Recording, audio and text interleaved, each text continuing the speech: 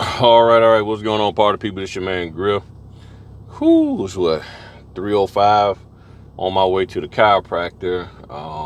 Having some lower back issues today. Actually, the last couple of days, but today I don't know. It just was really bothering me. So I had to cancel, take myself off of my last two orders of the day, so I can get on in there to the chiropractor. They said they had a spot, so I'm gonna do that and go home and relax for the rest of this evening. And since I don't have any closings this weekend, that's just going to be an opportunity for me to just relax for a little bit and everything. So, but after I get out of the chiropractor, I'm gonna try to hop on and do a Fritter Friday. I'm gonna try to. I'm gonna try to. And all of that. But while I got y'all here, I figure I just talk to y'all for a little bit, and maybe this will be the Fritter Friday, depending on how I feel. Man, it's just a lot of bull jive going on out here. It really is. And to do what everybody says you need to do to be a successful business owner, just remember it's always going to cost some level of money. And if you don't have the money to do it, then you just got to get out here and grind. And the one thing, you're just going to have to also balance yourself out, because what I'm consistently seeing is that a lot of people have a little too much going on. And when you have too much going on, that requires you to get help, but you don't have the money to pay the help, that becomes a problem. Because I was in a clubhouse and they were talking about virtual assistants, and I was like, yeah, but I don't have $300 to $900 a month to pay that. And that's why I say, it's a lot of people will make statements of what we supposed to have in order to be considered a real business. Having a social media presence doesn't make you a real business owner. Business is about you providing a product or a service in exchange for some type of compensation, and in our case, financial compensation. So if you don't have a good product or service, it don't matter about CRMs, AI, automation, because if what your product is crap, you ain't gonna make no money. And that's the thing that a lot of people forget. They think that if I have these tools in place, the tools will compensate for my lack of having a good product or service. Your tools will never compensate for what you actually lack in a product or service. It's that simple. There's just no way that somebody's going to be like, okay, because you got these great tools that caused me to come in, that marketed to me, that automated responses and all of that, don't mean that I want to buy your product or service, because your product or service is crap. And the people who are selling us this stuff, they don't care about that, because that's your responsibility. And rightfully so. It's your responsibility. So that means what? You as a individual, you as a business owner, you got to get your act together, get your head out the clouds. Come on, cuz if you're going to pass. Get your heads out the cloud and start doing business. But with everybody's out here talking about, or a lot of people, I won't say everybody, a lot of people saying what they won't do and what they ain't going to do and how much they not going to get paid. When do you start conducting business? When do you, the product, because the notary is the product. The notary is the product. So when do you, the product, get out there and stamp? When are you going to do it? Bump all that signing company stuff. When do you, the product, get out there and do what you're supposed to do, which is proper notarizations? See, in our business, it's not like we're selling this notarial service that will just somehow magically just happen just because you purchase it. No. And even if you had a signing company, how do you make sure that the product, which is the independent contractors, they go out there and do a good job, especially since they're not your employees.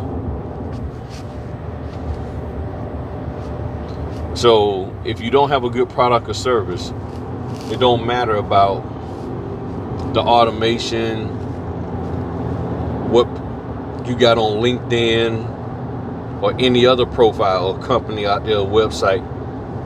What matters is that if you don't have a good product or service, nobody's going to mess with you. And there are people out here who market and who conduct business and they're not marketing. Hold on. All right. So, there's people out here who are conducting business, but they're not doing all that fancy marketing. And they got lines and lines of people. They got tons and tons of business. So that's why I said, it's a lot of bull jive going on out here, because everybody's acting like every person that's out here has to market and run their business the exact same way. That everybody has to use the exact same tools. That everybody has to be on the exact same social media platforms. And if you think about it, you're getting overwhelmed with trying to figure out which training course to use, because there's so many people coming at you about take my training.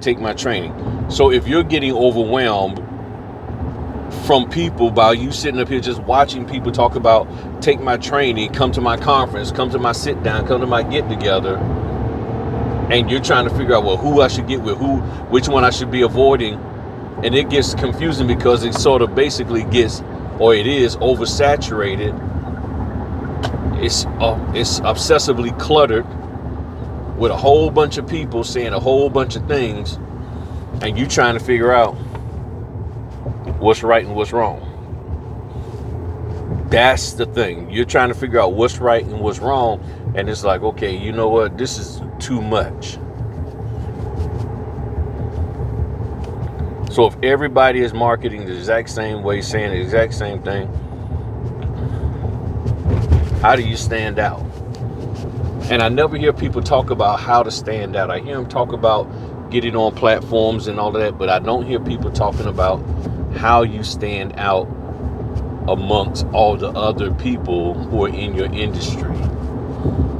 Because if you're not willing to go out here for anything less than 150, but the bulk of the work is valued at 85, how do you say you can't stand out? Because you and everybody else is saying, I need 150. Okay, gotcha. But all we can do is 85. You just remove yourself out the equation altogether.